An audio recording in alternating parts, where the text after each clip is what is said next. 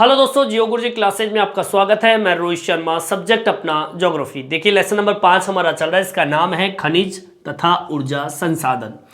इस लेसन में हम पढ़ रहे हैं ऊर्जा संसाधन के बारे में। मैंने आपको दो ऊर्जा संसाधन के बारे में बताया था, परंपरागत और अपरंपरागत ऊर्जा स्रोत। ठीक है, इसमें हम परंपरागत ऊर्जा स्रोत के बारे में अध्ययन कर रहे थे। ऐसे मैं एक बार डिटेल दे देता हूँ दोबारा से कि देखिए ऊर्जा संसाधन जो है वो दो प्रकार के होते हैं, एक परंपरागत और एक गैर परंपरागत या कहे अपरंपरागत ऊर्जा स्रोत। परंपरागत ऊर्जा स्रोत की बात करें जिसमें कोयला आता है, पेट्रोलियम आता है और प्राकृतिक गैस आती है। ठीक है, और अपरंपरागत या फिर हम कहें कि गैर परंपरागत ऊर्जा स्रोत जो होते हैं जिसमें हमारी जितनी भी ऊर्जाएं होती है, नाभिकीय ऊर्जा, सौर ऊर्जा, आपके भूतापीय ऊर्जा, जैव ऊर्जा, है ना, ये सारी ऊर्जाएं इसके अंतर्गत शामिल है। दोनों में केवल एक इतना सा अंतर है कि जो परंपरागत ऊर्जा स्रोत होते हैं वो अनवनीकरण होते हैं, मतलब प्रकृति उन्हें बनाती है, एक बार ही बनते हैं, सीमित होते हैं, कभी ना कभी वो समाप्त हो जाएंगे। ऐसे संसाधन जो होते हैं वो परंपरागत ऊर्जा स्रोत होते हैं, जिसके अंदर मैंने आपको 3 बिंदु बताए, एक कोयला, दूसरा प्राकृतिक गैस और पेट्रोलियम। आज का जो टॉपिक है वो प्राकृतिक गैस से संबंधित है। अपरंपरागत ऊर्जा स्रोतों की बात करें तो वो ऊर्जा स्रोत जो नवीनीकरण है, जिसे हम बार बार बना सकते हैं, असीमित है, जितनी आप उपयोग में लो उतनी ले सकते हो, जैसे कि सौर ऊर्जा है, पवन ऊर्जा है। तो आज का जो हमारा बिंदु है वो परंपरागत ऊर्जा स्रोत से संबंधित है। पिछले वीडियो में मैंने आपको कोयला और पेट्रोलियम परंपरागत ऊर्जा स्रोतों के बारे में अध्ययन करवा दिया था। आप चाहो तो पिछले वीडियो में जाकर आप देख सकते हो। आज का जो मुख्य बिंदु है, तीसरा बिंदु है ये, जिसे हम प्राकृतिक गैस कहते हैं। ये हमारा परंपरागत ऊर्जा स्रोत का आखिरी बिंदु है। प्राकृतिक गैस आप सब जानते ही हैं कि प्राकृतिक गैस एक ईंधन के तौर पे उपयोग में लेते हैं। इसका उपयोग बिजली क्षेत्र में किया जाता है, ईंधन के रूप में बिजली पैदा करने के लिए। उद्योगों के अंदर हीट के उद्देश्य से, हीट मतलब तापमान के उद्देश्य से इसका उपयोग करते हैं। रासायनिक हो, पेट्रोकेमिकल हो, चाहे वो उर्वरक उद्योग हो, सब में कच्चे माल के रूप में इसका उपयोग करते हैं। सब जानते हैं कि प्राकृतिक गैस होती क्या है, बस अंतर इतना सा है, ये समझा दूँ आपको। प्राकृतिक गैस प्रकृति से पैदा होने वाले गैसों को कहते हैं। आपको मैं बता दूँ ये मिलती कहाँ पर है। ये प्राकृतिक गैस जो है वो पेट्रोलियम भंडारों के साथ मिलती है। जब कच्चे तेल को हम सतह पर लेके आते हैं तो उस टाइम ये मुक्त हो जाती है। मतलब देखना आप कभी पेट्रोल को जब बाहर निकलता है तो उसमें से गैस से निकलती है। उस प्राकृतिक गैस जो कि पेट्रोलियम भंडार से निकलती है, जैसे ही सतह पे आती है ये मुक्त हो जाती है। जैसे आप पेट्रोल को गिराओगे तो वो उड़ जाता है, तो वो एक गैस है, उस गैस को उपयोग करते हैं, वही प्राकृतिक गैस। ठीक है, तो इसमें हम शुरुआत कहाँ से करेंगे? देखिए हमारी पहली फर्स्ट लाइन ये होगी कि प्राकृतिक गैस पेट्रोलियम के भंडारकों के साथ पाई जाती है। मतलब कहाँ मिलती है प्राकृतिक गैस? पेट्रोलियम के जहां जहां भंडार है वहां पाई जाती है। ठीक है, तो पहली लाइन आपको ये लिखनी है, लिखेंगे प्राकृतिक गैस पेट्रोलियम भंडारों के साथ पाई जाती है। ठीक है, ये हमारी पहली लाइन होगी। दूसरी लाइन आपको लिखना है कि जब कच्चे तेल को सतह पर लाया जाता है तो यह मुक्त हो जाती है गैस। ठीक है, जब कच्चे तेल को सतह पर लाया जाता है तो यह प्राकृतिक गैस क्या हो जाती है? मुक्त हो जाती है। ठीक है, मतलब ये कि पेट्रोलियम भंडार जो होते हैं वहीं पर ये गैस पाई जाती है। उपयोग की बात करें तो इसका उपयोग औद्योगिक ईंधन के रूप में किया जाता है। ठीक है, मेंशन कर दीजिए, इसका उपयोग उद्योगों में ईंधन के रूप में किया जाता है। ठीक है, आपको ये तीसरी लाइन लिखनी है कि भाई इसका उपयोग जो है वो ईंधन के रूप में करते हैं, मतलब जलाने के रूप में उपयोग करते हैं।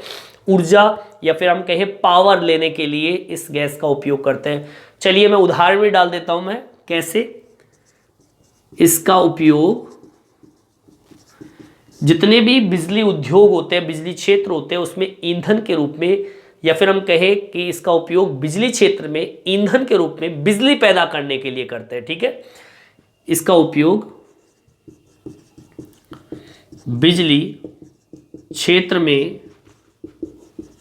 बिजली पैदा करने में किया जाता है।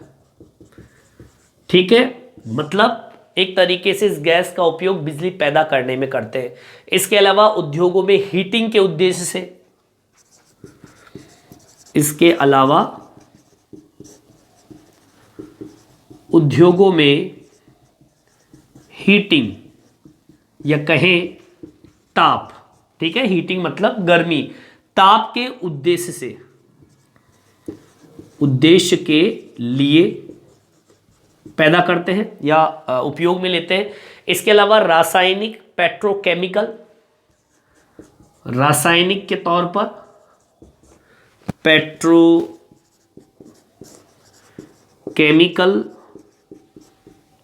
ठीक है, रासायनिक, पेट्रोकेमिकल और उर्वरक उद्योगों में भी इसका उपयोग करते हैं। वह उर्वरक उद्योगों में कच्चे माल के रूप में उपयोग में लाते हैं। इस तरीके से प्राकृतिक गैसों का उपयोग किया जाता है। मतलब प्राकृतिक गैस का इन क्षेत्रों में उपयोग करते हैं। समझ में आ गया होगा।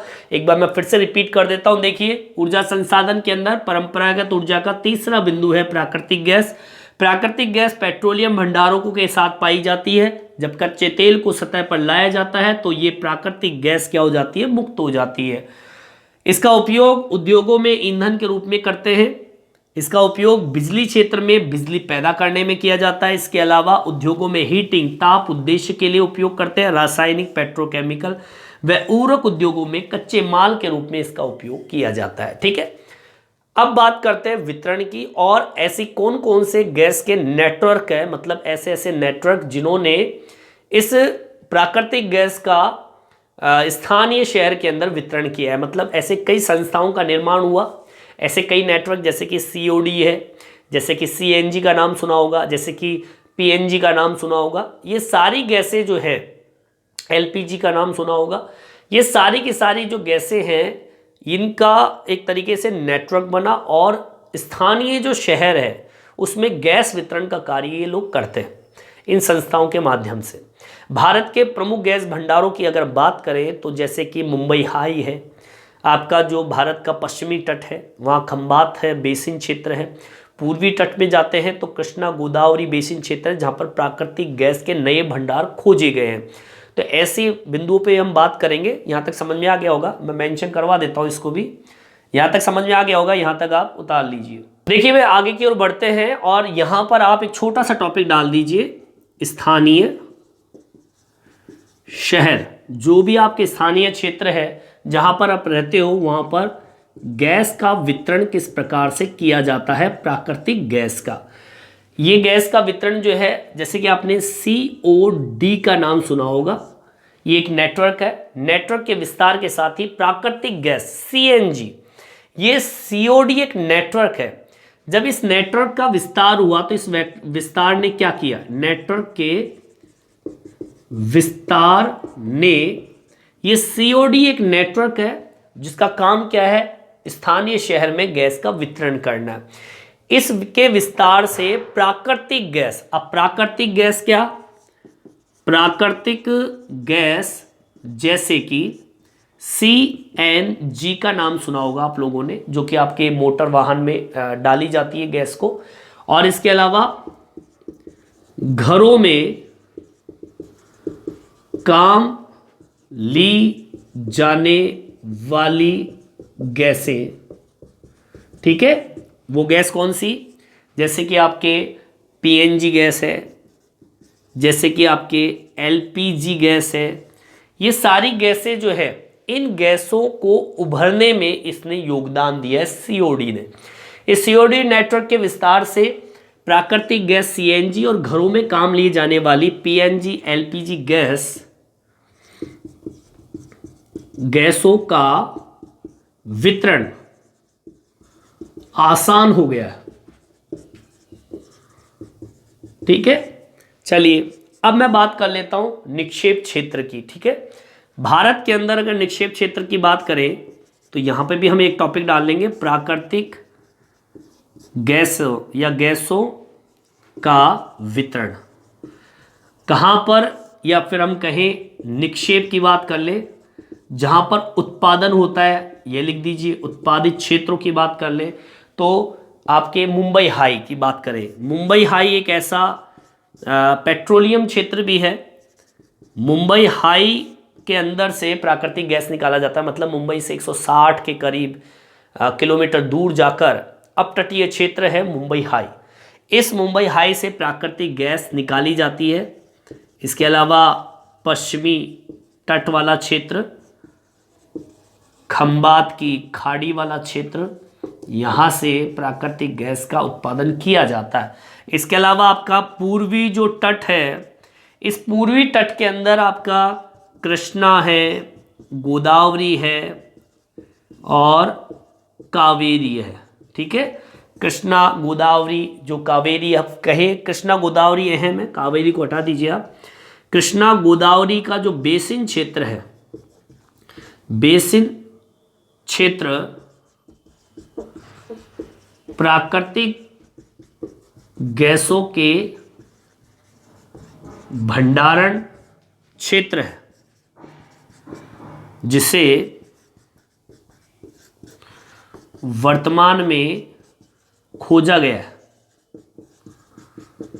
ठीक है, तो ये इसके प्रमुख क्षेत्र जहां पर पेट्रोलियम संसाधनों में ही प्राकृतिक गैस पाया जाता है। एक बार मैं रिपीट कर देता हूं, देखिए स्थानीय शहर गैस वितरण में सीओडू का एक विशेष नेटवर्क रहा है। इस विस्तार ने प्राकृतिक गैस सीएनजी और घरों में काम ली जाने वाली पीएनजी एलपीजी गैस का वितरण आसान कर दिया है। प्राकृतिक गैस के वितरण की बात करें, निक्षेप की बात करें या फिर उत्पादन की बात करें तो मुंबई हाई एक ऐसा क्षेत्र है जो कि मुंबई नगर से 160 किलोमीटर अपतटीय क्षेत्र, मतलब समुद्र के अंदर एक मुंबई हाई क्षेत्र है।